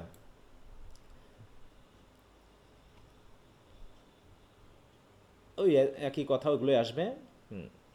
দেখো তার in is second important novel Pendennis যেটা আমরা পড়লাম, we have a continuation of satire, যেটা হচ্ছে বিজ্ঞান ইন ভ্যানিটি ফেয়ারের যে স্যাটায়ার লেখা শুরু করেছেন সেটা মোটামুটি এই তার নভেলেই, এটা হচ্ছে তার সেকেন্ড ইম্পর্টেন্ট নভেল পেন্ডেনিস। ওকে, এই তো। এছাড়াও আমরা একটা তাকে দেখি এসেইস্ট হিসেবেও পাবো। দেখো Thackeray is also known in English literature as an essayist as well as a novelist. Essayist হিসাবে he is English humorist and the four Georges are among the finest essayist of the 19th century. In the former, especially, Thackeray shows not only a wide knowledge but an extraordinary understanding of his subject. ওগুলো তত দরকার নেই। এই তো মোটামুটি তার vanity ফেয়ারটা খেয়াল রাখলে চলবে, ঠিক আছে, নভেলিস্ট হিসাবে। আর ম্যারি অ্যান এভান্স, তারপরে আমরা যার নাম পাচ্ছি সেটা হলো জর্জ এলিয়ট। জর্জ এলিয়টের নাম মনে আছে? জি স্যার, সাইলাস মার্নার। সাইলাস জি, মার্নার, তাই স্যার। তো? হ্যাঁ, বলছে ম্যারিয়ান এভান্স, এটা হচ্ছে তার অরিজিনাল নেম নাকি? বলছে in nearly all the writers of the Victorian age, তো যে ভিক্টোরিয়ান এজের যত রাইটার আছে তার ভিতর থেকে we note on the one hand a strong intellectual tendency to analyse the problems of life, মানে প্রবলেম অফ লাইফ নিয়ে তিনি আলোচনা করছেন। On the other hand a tendency to teach, that is to explain the men in the method which those problems may be solve. আর এর ভিতরে in George Eliot both this tendencies reach a climax. She is more obviously more consciously a preacher and moraliser than any of our great contemporaries. মানে তিনি ধর্মীয় ব্যাপারগুলো খুব সুন্দরভাবে আলোচনা করেছেন। Though profoundly religious at heart, she was largely occupied by the scientific spirit of the age. বিশেষ করে তার আমরা তো সাইলাস মার্নার পড়েছি, হ্যাঁ, finding no religious creed or political. দেখো ওইখানে কি সাইলাসকে কি হিসেবে দেখানো হয়েছে, ফার্স্ট লাইফে তিনি কি ধর্মীয় খুব আগ্রহী ছিলেন, তাই না? চার্চের প্রতি খুব মানে কি আগ্রহ ছিল। পরবর্তীতে একটা ইনসিডেন্টের কারণে সে ধর্মের প্রতি বিশ্বাস হারালো, তাই না? ঠিক রোমান্টিক এজের যেমনটা ঘটনা ঘটে। তার পরবর্তীতে কি হলো, পরবর্তীতে আবার কিন্তু সে ওই যে এপিকে পাওয়ার পর আবার কিন্তু ধর্মের প্রতি ফিরে যায়, তাই না? এরকমভাবে তিনি শিখিয়েছেন যে ধর্মটা আসলে আমাদের মেন্টাল, তাই তো, একটা শক্তি হিসেবে কাজ করে। এটা সামাজিক কোনো মানে খারাপ কিছুর জন্য আমি আমার ধর্মকে ত্যাগ করতে পারি না। ধর্মকে ত্যাগ করলে মানুষ আসলে লাইফটাকেই যেন ত্যাগ করে ফেলে, লাইফটাকে ঠিকমতো লিড করা যায় না, এটাই দেখানো হয়েছে ওখানে। তারপরে দেখো all her novels aim first to show in individuals the play of universal moral forces. তিনি দেখান যে প্রত্যেকটা ইন্ডিভিজুয়ালসকে দেখিয়ে দেন যে মোরাল ফোর্সগুলো সকলের ভিতরে আছে। And second to establish the moral law as the basis of human society. এবং মোরাল লই হচ্ছে হিউম্যান সোসাইটির একটা বেসিস। এইগুলো যদি নষ্ট হয় তাহলে সেই সমাজ টিকে থাকতে পারে না। That's aside from this moral teaching we look to George Eliot for the reflection of country life in England. হ্যাঁ, just as we look to Dickens for picture of the city street. তাহলে ডিকেন্সে আমরা শহর পাই, কিন্তু George এলিয়টে আমরা mainly গ্রামের জীবনকে পাই। And to Thackeray for the vanities of society. আর থ্যাকারিতে আমরা মেনলি ওই যে ভ্যানিটি ফেয়ার, ভ্যানিটি মানুষের যে ভেইন লাইফটা, এইটাকে আমরা দেখতে পাই যে তিনি স্যাটায়ার করেছেন। Of all the women writers who have helped and are still helping to place our English novels at the head of the world fiction, she holds at present unquestionably the highest rank. তার মানে কি, একজন women writer হিসেবে, novelist হিসেবে সে হচ্ছে ইংরেজি সাহিত্যের একটা হাইয়েস্ট র্যাঙ্ক পাওয়ার মতো, এত আনকোয়েশনেবলি, মানে কোনো রকম নিঃসন্দেহে সে এই র্যাঙ্কটা পাওয়ার যোগ্য। তাই বলছে তার লাইফটা আমাদের জানার দরকার নেই, শুধু তার ইয়ারটা খেয়াল করবো। আমরা তার নামগুলো একটু দেখে নিই কিছু।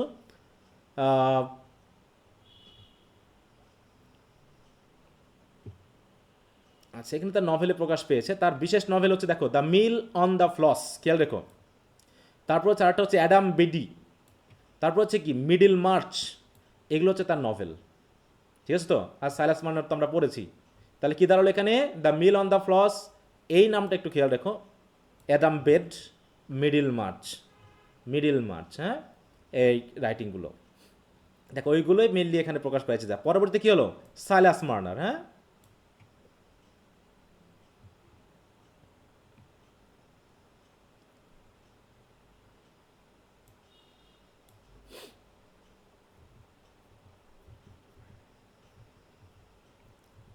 এইখানে একটু খেয়াল রাখো।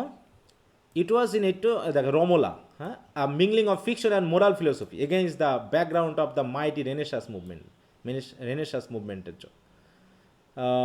মিডিল মার্চ, এই যে 4-5টা নভেলের নাম মনে রাখলে হবে তার জন্য। Works of George Eliot, the mill on the Floss, Silas Marner, Adam Bede, তাই তো? এদিকে হচ্ছে রোমোলা, এদিকে Spanish gypsy.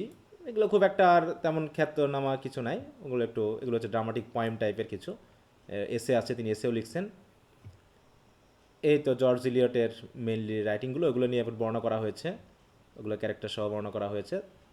What to read আমাদের দরকার নাই, হোয়াট টু রিডে। তাহলে আমরা কয়জন পেলাম নভেলিস্ট হিসাবে? বলো তো। 3 জন। 3 জনের নাম, তাই তো? ভ্যানিটি ফেয়ার কার লেখা? ম্যাকপিস থ্যাকারি। থ্যাকারি, তাই তো? আচ্ছা, ওকে। আর ব্লিক হাউস কার লেখা?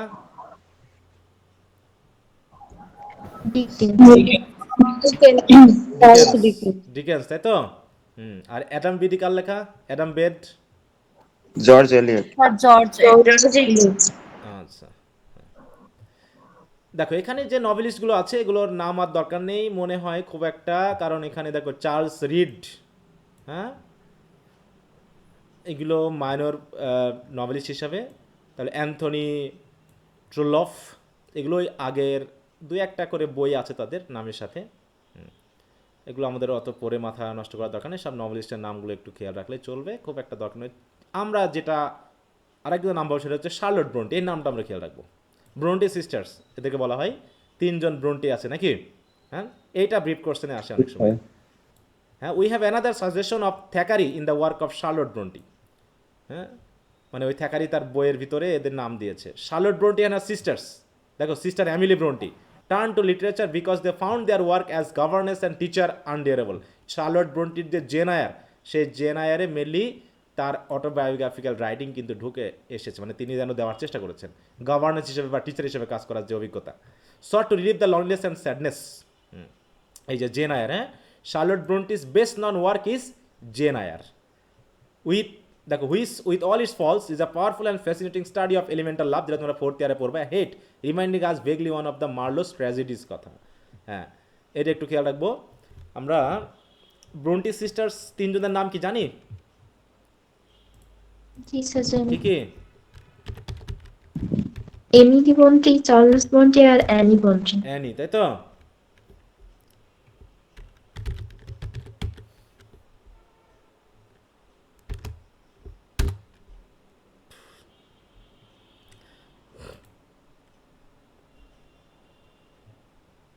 এই যে 3 জনকে দেখানো হচ্ছে। হ্যাঁ,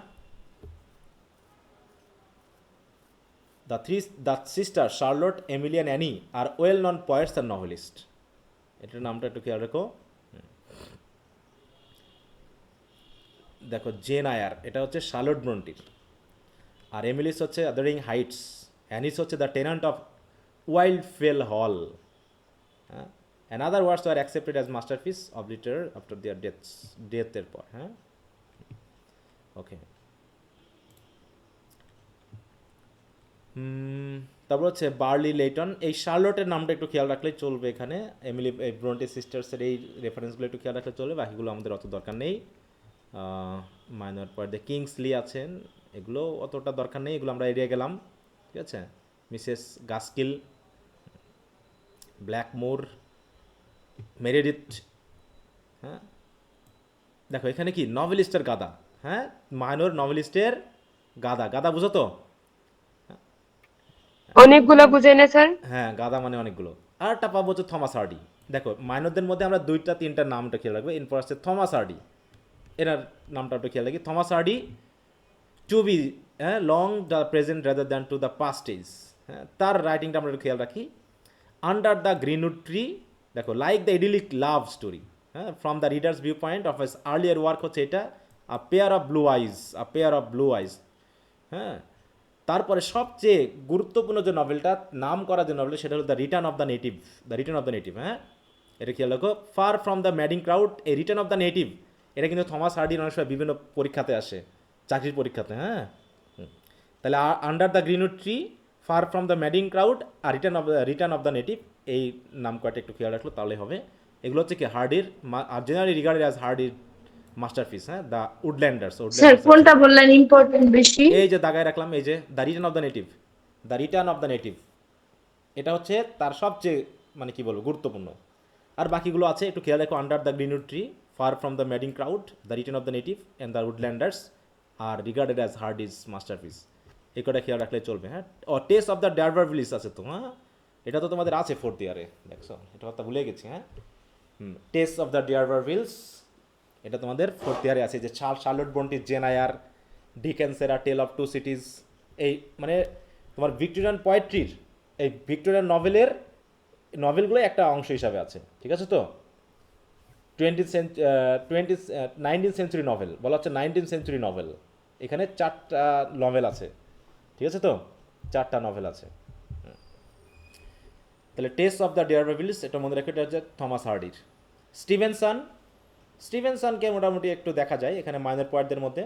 বলছি in pleasing contrast with Hardy is Robert Louis Stevenson, a brave চিয়ারিয়ান।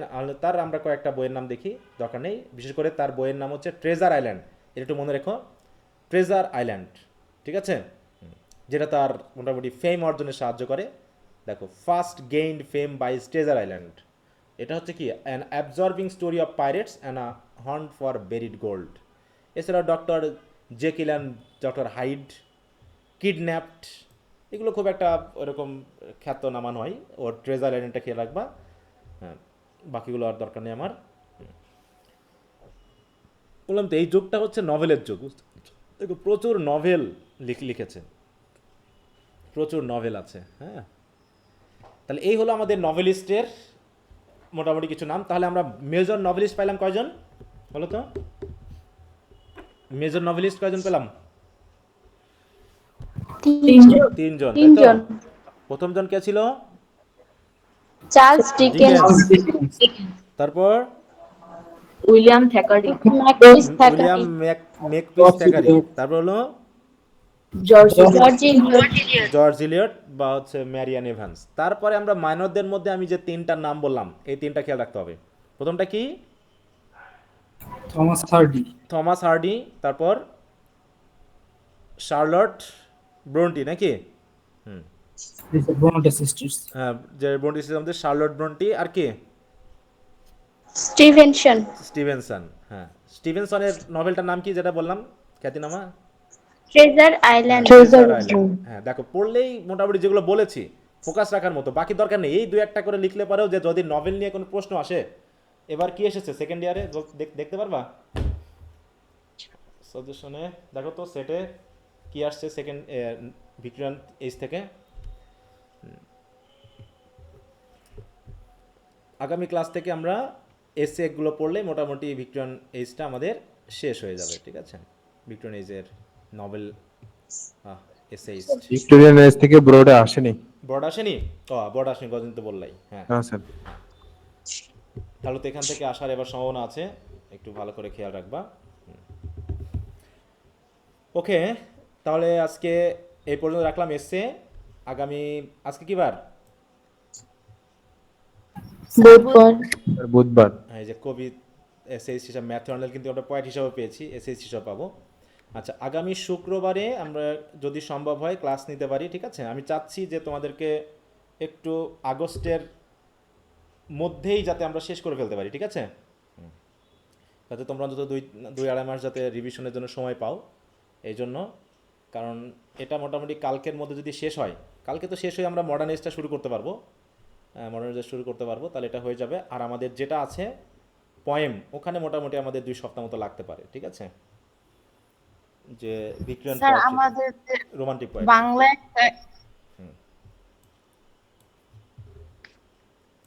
হ্যাঁ বলো। একদম পরের থেকে কি টেস্ট নেওয়া শুরু করবেন? হ্যাঁ বলো। মানে তারা একদম রোমান্টিক পোয়েট্রি শেষ করার পরের থেকে কি টেস্ট নেওয়া শুরু করবেন? হ্যাঁ হ্যাঁ হ্যাঁ, কারণ এখন ওটা আমাদের যাচ্ছে না, কারণ তোমরা তাল দিচ্ছ না আমার সাথে। এখন যে প্রশ্নগুলো দিচ্ছি এগুলোই ভালো করে একটু পড়ে ফেলো, ঠিক আছে। জি স্যার। হ্যাঁ, মানে যাতে একবার পড়া থাকলে ভালো করে, আর একবার যাতে রিভিশনে সহজে হয়ে যায়। এখন তাড়াহুড়ো করে পরীক্ষা নিলে তোমরা দেখা যাচ্ছে আবল তাবল করে পড়বা। অতএব এখন মনোযোগ দিয়ে প্রশ্নগুলোকে কয়েকবার করে রিভিশন দিবা, যে টাইমটা দিয়ে দিই ওই টাইমের ভিতরে, ঠিক আছে। জি স্যার। আচ্ছা, 29শে জুলাই, তাহলে একটু সময় দিয়ে দিই। যে টাইমে দিবে এর ভিতরে কয়েকবার করে পড়বা প্রশ্নগুলো, যাতে পড়তে পড়তে মুখস্থ হয়ে যায়। আর আশা করি ক্লাসগুলো যেগুলো করতেছি এর সাথে রিলেটেড রেখে এগুলো করলেই হিস্ট্রিক্যাল ব্যাকগ্রাউন্ড সহ দেখবা যে এগুলো ইজি লাগবে।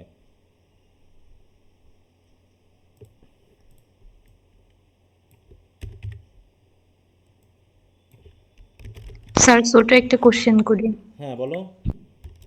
স্যার টিনটান এবিতে মানে গাইডে দেখলাম যতবার মানে নেচার ওয়ার্ডটা আসতেছে অ্যান্সারের ভিতরে স্যার এনটা বড় হাতের আসতেছে।